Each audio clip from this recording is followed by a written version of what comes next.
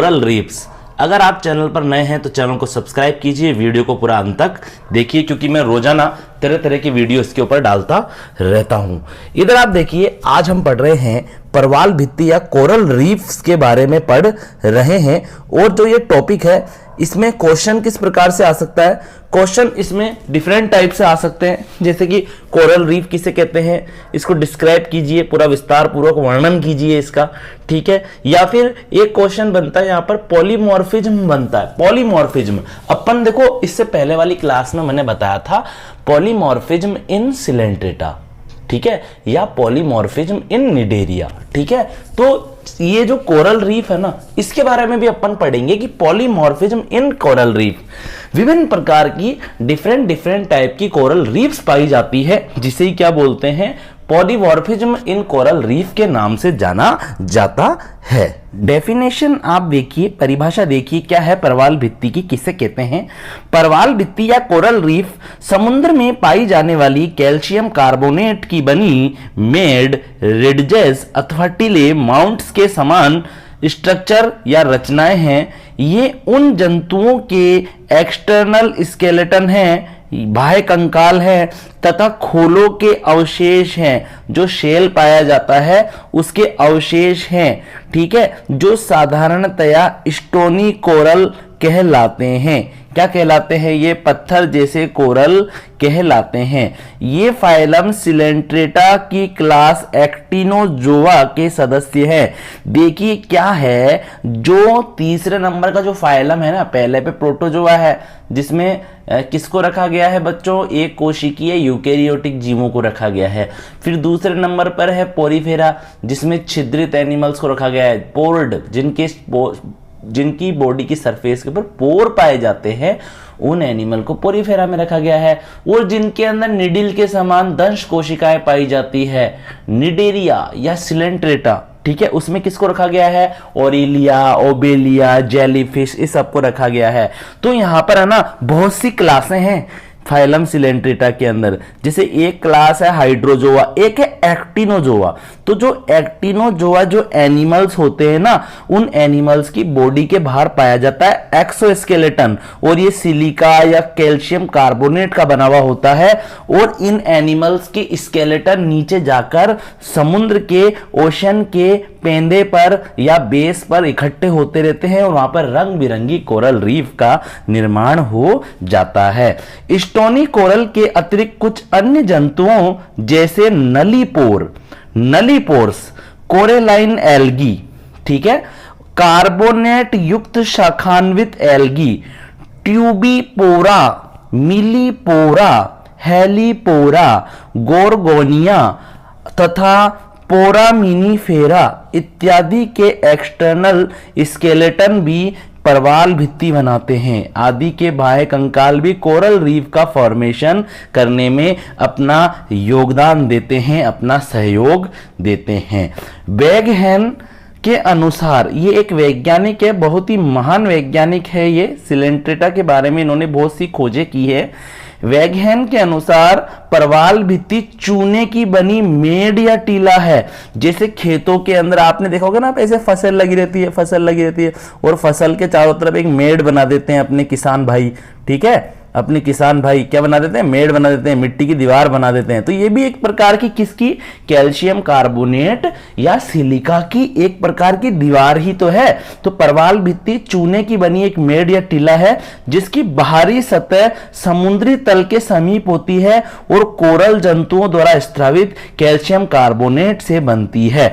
ज्यादातर जो ये कोरल रीफ होती है ना, ये सी कोस्ट पर ही पाई जाती है, समुद्री किनारों पर ही पाई जाती है। और कोरल जंतुओं या फिर अपन कह सकते हैं कि सिलेंट्रेटा फाइलम में जो एक्टिनोजोआ क्लास के जो एनिमल हैं, उनके एक्सटर्नल स्केलेटन से में जो CaCO3 पाया जाता है, इससे इनका निर्माण होता है, ठीक है। डिस्ट्रीब्यूशन कि कहां कहां इसका वितरण है, कहां कहां पर ये पाई जाती है।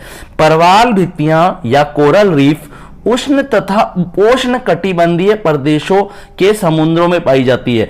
ट्रॉपिकल एंड सब ट्रॉपिकल, उष्ण तथा उपोष्ण कटिबंधीय मतलब ट्रॉपिकल एंड सब ट्रॉपिकल एरिया के जो ओशन है उसमें ये पाई जाती है, तथा आइस तथा समशीतोष्ण कटिबंध के जल में भी ये बन जाती है या पाई जाती है। अर्थात ये जो कोरल रीफ है ये कहां कहां पाई जा रही है, ये ट्रॉपिकल सब ट्रॉपिकल एरिया के ओशन में पाई जा रही है, साथ ही साथ जो टेम्परेट जो ट्रॉपिक्स हैं समशीतोष्ण कटिबंध है उसके भी जो मराइन वाटर है समुद्री जल है उसमें भी ये पाई जाती है।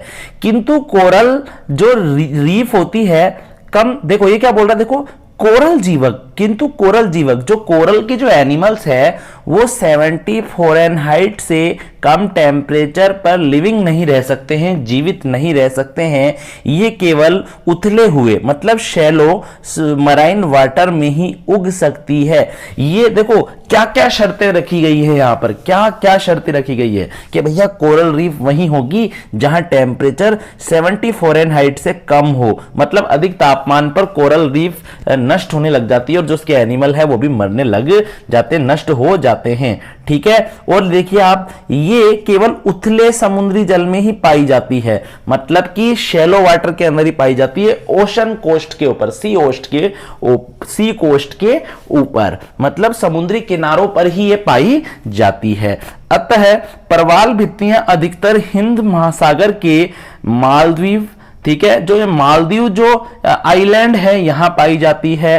ठीक है, प्रशांत महासागर है जो पैसिफिक ओशन है, प्रशांत महासागर है, उसके मार्शल, फिजी एवं वैक द्वीप, देखिए मार्शल, फिजी एवं वेक जो आइलैंड है यहां पर भी पाई जाती है।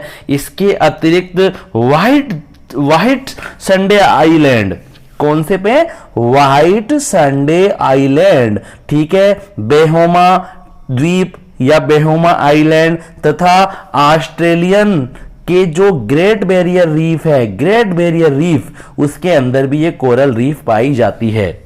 भैया ये तो कंपटीशन का क्वेश्चन हो गया, ठीक है, कि कोरल रीफ किससे बनती है, CaCO3 से बनती है।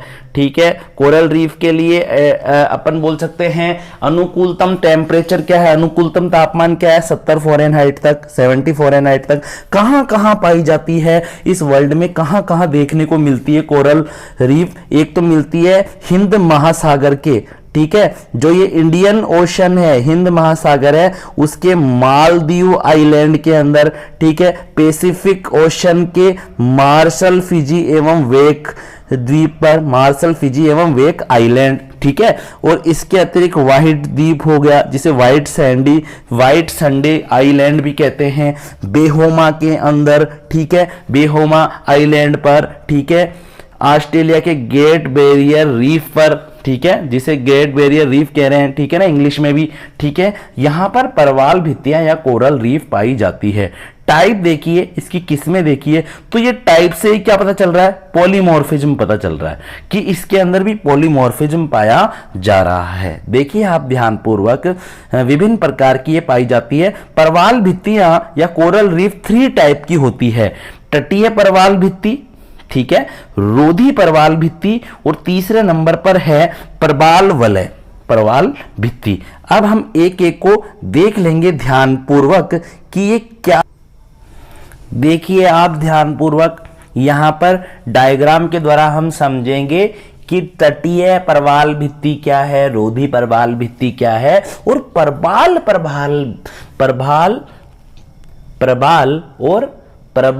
प्रवाल भित्ति क्या है। ठीक है, जो ये तटीय प्रवाल भित्ति है ना, इसको फ्रिंजिंग रीफ भी कहते हैं। क्या कहते हैं इसको, फ्रिंजिंग रीफ के नाम से भी इसको जाना जाता है। ठीक है, यहां पर आप देखिए ये वाटर है, क्या है ये, चारों तरफ वाटर है, ठीक है, और ये कोई द्वीप पाया जा रहा है, यहां पर छोटा सा क्या पाया जा रहा है, द्वीप। ये आइलैंड क्या होता है, जब किसी वाटर के अंदर कोई छोटा सा ऐसा कुछ पहाड़ जैसा उग जाता है ना, तो इसे ही क्या बोलते हैं, आइलैंड कहते हैं। और देखिए ये आइलैंड के चारों तरफ पाई जा रही है ऐसी, ठीक है, कोरल रीफ पाई जा रही है। यहाँ पर दिख रही है आपको, देखो यहाँ पर और अच्छे से दिखाया गया है।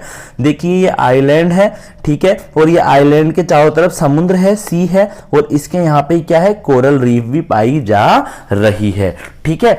अब यहाँ पर देखिए दूसरे नंबर पर, आप देखिए दूसरे नंबर पर कौन सी है बच्चों, रोधी परवाल भित्ति, जिसको क्या बोलते हैं, बैरियर रीफ के नाम से भी जाना जाता है, बैरियर कोरल रीफ के नाम से भी इसे जाना जाता है। और यहां पर क्या बताया गया है, यहां पर ये आप देखिए जो ये बैरियर जो कोरल रीफ है ना, ये दूर है। ये आप देखिए ये इस आइलैंड तो हो गई, और आइलैंड के चारों तरफ समुद्र का जो वाटर है, ठीक है, जो मराइन वाटर है वो है ही, ठीक है, लेकिन यहाँ पे जो कोरल रीफ है ना वो दूर है इससे, ठीक है। यहाँ पर देखिए इस डायग्राम से देखिए ये आइलैंड है, ठीक है, फिर बीच में क्या आ गया बच्चों क्या आ गया, एक लगून आ गया, एक पानी का गड्ढा सा आ गया, ठीक है। फिर पानी के थोड़े से गड्ढे के बाद में कौन है, बैरियर रीफ है। कौन सी है, बैरियर परवाल भित्ति है, बैरियर कोरल रीफ है, मतलब कि रोधी परवाल भित्ति है यहाँ पर। लेकिन यहाँ आप फ्रिंजिंग कोरल रीफ के अंदर देखिए डायरेक्ट जुड़ी हुई है, देखिए ये आइलैंड से डायरेक्ट ही ये कोरल रीफ जुड़ी हुई है।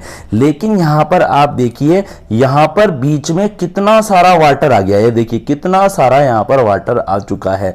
तो ये इस प्रकार की जो कोरल रीफ होती है वो बैरियर कोरल रीफ कहलाती है। और जो थर्ड नंबर की जो कोरल रीफ है ना बच्चों, वो कौन सी है, वो परवाल भित्ति या एटोल कोरल रीफ कहलाती है, ठीक है। और यहां पर क्या होता है बच्चों, एटोल का मतलब क्या है कि यहां पर जो आइलैंड है वो दिख ही नहीं रहा, वो पानी में डूबा हुआ है। मतलब कि यहां पर अपन क्या कह सकते हैं कि एक तरह से है ना लेंथ बराबर ही है, एक तरह से क्या है, लेंथ बराबर ही है। यानी कि यहां पर परवाल भित्तियों की लेंथ जो बीच का स्पेस है ना उससे भी ज्यादा हो चुकी है। देखिए ये क्या है, ये एटोल कोरल रीफ है, क्या है ये, एटोल कोरल रीफ है। और ये भी एटोल कोरल रीफ है क्योंकि घेर रखा ना चारों तरफ से एटोल कोरल रीफ ने, ठीक है, ठीक है। ये जैसे कि माना कि ये भी एटोल कोरल रीफ है, और ये बीच में लगून है, बीच का जो स्पेस है ये तो नीचे है। यहां पर अपन कह सकते हैं कि एटोल कोरल रीफ की जो लेंथ है ना वो आइलैंड से भी क्या है, ज्यादा है। आइलैंड तो रहा ही नहीं है, तो लगून में कन्वर्ट हो चुका है। अब देखते हैं अपन एक एक की थ्योरी अपन पढ़ते हैं ध्यानपूर्वक से। देखिए इधर तटीय परवाल भित्ति, फ्रिंजिंग रीफ के बारे में अपन पढ़ेंगे, फ्रिंजिंग कोरल रीफ। तटीय परवाल भित्ति किसी ज्वालामुखी द्वीप, कोई ज्वालामुखी से जो द्वीप बना होता है ना उसके तट पर पाई जाती है, उसके कोस्ट पर पाई जाती है, तथा महाद्वीप के तट से एक प्लेटफॉर्म के रूप में जुड़ी रहती है या बनती है। तटीय परवाल भित्ति या फ्रिंजिंग कोरल रीफ तथा द्वीप के बीच की दूरी कुछ फीट से लेकर 1/4 मील तक हो सकती है। इसके निम्नलिखित भाग होते हैं, मतलब कि करीब करीब जो ये फ्रिंजिंग जो कोरल रीफ है ना ये आइलैंड के नजदीक ही होती है और बीच में ज्यादा स्पेस नहीं होता है, ठीक है। इसके निम्नलिखित पार्ट होते हैं, इसके फॉलोइंग पार्ट होते हैं। आप देखिए कौन कौन से इसके फॉलोइंग पार्ट यहां पर दिखाए गए हैं। इसके फॉलोइंग पार्ट होते हैं, समुद्र की ओर का ढलान वाला भाग या अप तट ढलान, ठीक है। सीवर्ड स्लोप, जिस पर परवाल उगते हैं, जिस पर क्या उगते हैं, परवाल उगते हैं। समुद्र की ओर का ढलान वाला भाग या देखिए ये जो ए है ना, ये ए है, ये वाला ए है, ठीक है, ठीक है। ये ए इस तरह से लिखा हुआ है यहाँ पर, आप कंफ्यूज मत हो ना क्या लिखा हुआ है, ए ही है ये। पहले कुछ साल पहले जो बुक्स होती थी उसमें ऐसे ही लिखते थे, ऐसे ही प्रिंट हुए हुए आते थे। इधर आप देखिए समुद्र की ओर का ढलान वाला भाग या अप तट ढलान, सीवर्ड स्लोप, जिस पर क्या उगती है, जिस पर परवाल उगती है या परवाल का फॉर्मेशन होता है। फिर क्या दे रखा है दूसरा पार्ट यहाँ पर, फ्रिंजिंग कोरल रीफ का दूसरा पार्ट है कोरल एज, ठीक है, परवाल कोर या परवाल का किनारा। यहाँ पर परवाल के निर्माण एवं ध्वंस की क्रियाएं साथ साथ चलती रहती है, मतलब कि परवाल का फॉर्मेशन भी होता रहता है और पुरानी परवाल जो है या जो ओल्ड जो कोरल रीफ है वो नष्ट भी होती रहती है, ठीक है। तीसरा कौन सा है पार्ट, तीसरा पार्ट है परवाल भित्ति का चपटा भाग, रीफ एड्स, क्या बोलेंगे इसे, रीफ एड्स। यह परवाल कोर की अपेक्षा कुछ नीचे होता है और पर्वालीय मिट्टी, कीचड़ तथा मृतक कंकाल जंतुओं का बना हुआ होता है। इसमें कुछ जीवित प्रवाल संघ कोरल कॉलोनीज भी पाई जाती है।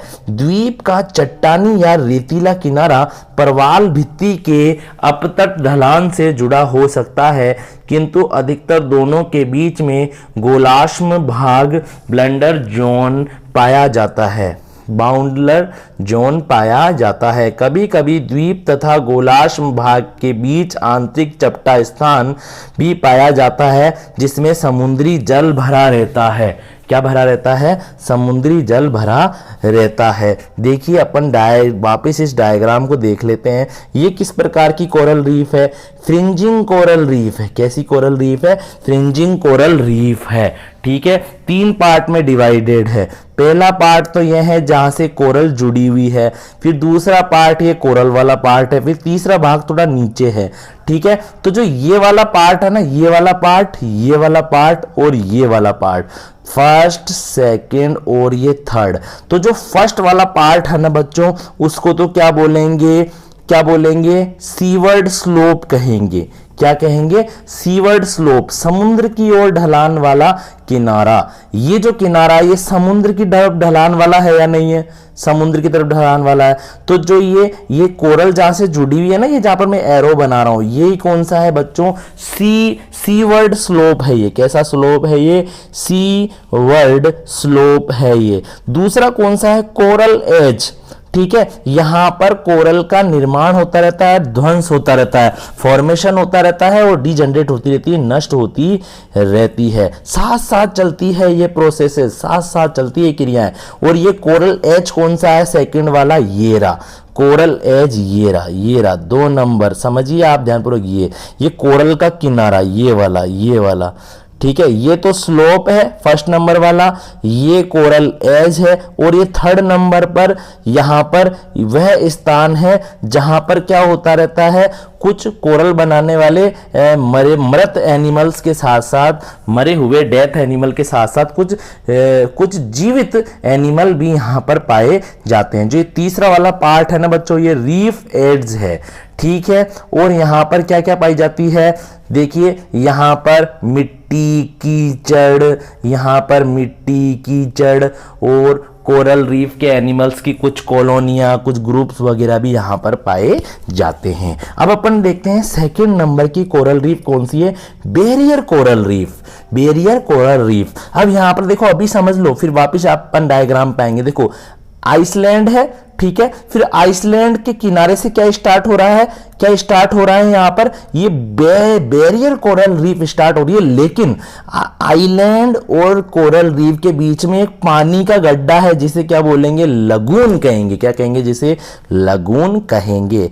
ठीक है, सेकंड नंबर की कौन सी है कोरल रीफ? रोधी परवाल भित्ति या बैरियर कोरल रीफ। रोधी परवाल भित्ति तटीय परवाल भित्ति के समान ही होती है। किसके समान होती है बच्चों? ये बैरियर जो कोरल रीफ है ना, ये किसके समान है? ये बिल्कुल जो तटीय जो परवाल भित्ति थी उसके बिल्कुल समान होती है। ठीक है, किंतु यह द्वीप या जो आइलैंड है उसके तट से बहुत दूर है। ठीक है, देखो क्या बोल रहा है यहां पर कि ये जो रोधी परवाल भिट्टी है, जो बैरियर जो कोरल रीफ है ना, ये बिल्कुल किसके समान होती है? ये तटीय कोरल रीफ के टाइप की ही होती है। किंतु क्या होता है बच्चों, यहां पर क्या हो रहा है? यहां पर आप देखिए, यहां पर आप ध्यान पूर्वक देखिए आप फ्रिंजिंग कोरल रीफ के अंदर क्या हो रहा है? जो ये कोरल रीफ है, जो क्या है ये कोरल रीफ आपको दिखाई दे रही है ना, और जो ये आइलैंड दिखाई दे रहा है, इसके बीच में ज्यादा दूरी नहीं है, ना ही ज्यादा कोई समुद्र है, थोड़ा सा ही पानी है।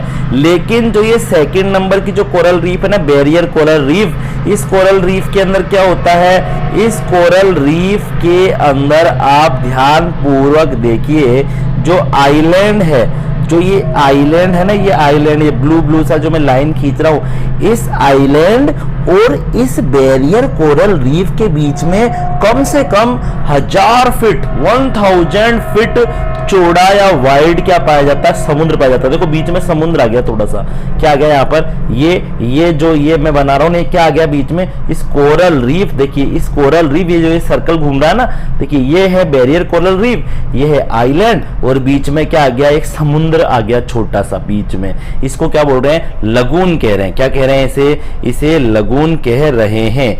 देखिए आप ध्यानपूर्वक देखिए, आप आगे जो ये रोधी परवाल भित्ति है ये तटीय परवाल भित्ति के समान ही होती है, किंतु यह द्वीप या महाद्वीप के तट से लगभग 1000 फीट चौड़े समुद्र द्वारा अलग रहती है। अभी अपन ने पढ़ा था ना, ये आइलैंड है, ठीक है, और आइलैंड के पास में ये रोधी बैरियर कोरल रीफ है, और बीच के अंदर क्या पाया जा रहा है, बीच के अंदर ये लगभग 1000 फीट चौड़ा क्या पाया जा रहा है, एक समुद्र पाया जा रहा है जिसे लेगून कहते हैं।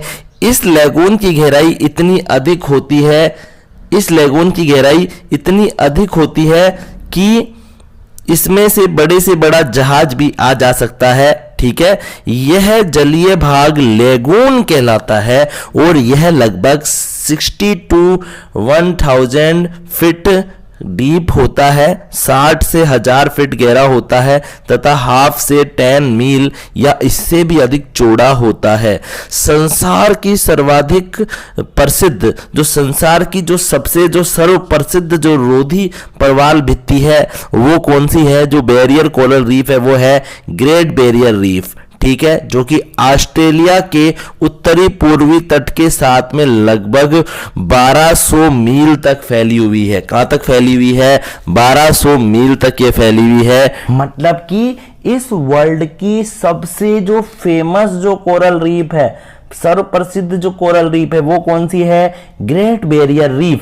ये कहां पाई जाती है, ये पाई जाती है ऑस्ट्रेलिया के नॉर्थ ईस्ट कोस्ट पर। कहां पाई जाती है, नॉर्थ ईस्ट कोस्ट पर ये पाई जाती है, और लगभग 1200 मील में, ठीक है, 1200 मील तक ये फैली हुई है, ठीक है। अब जो 3rd नंबर की कोरल रीफ हम पढ़ने जा रहे हैं उसका नाम है एटोल कोरल रीफ। क्या नाम है, एटोल कोरल रीफ, हिंदी में कहेंगे परवाल वाले कोरल रीफ, ठीक है। देखिए ध्यानपूर्वक, यह अनियमित किंतु लगभग गोल, ये अनियमित किंतु लगभग गोल छलने नुमा या घोड़े के नाल के आकार की पलवाल भित्तियां होती है, जिनके बीच के खाली स्थान में समुद्री जल भरा रहता है।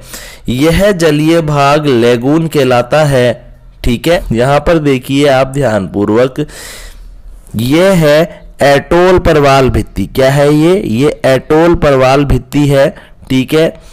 एटोल कोरल रीफ है, यहाँ पर देखिए। अब बीच में देखिए पानी भरा हुआ है, बीच में छोटे छोटे लेगून है। क्या है, बीच में छोटे छोटे लेगून है, ठीक है।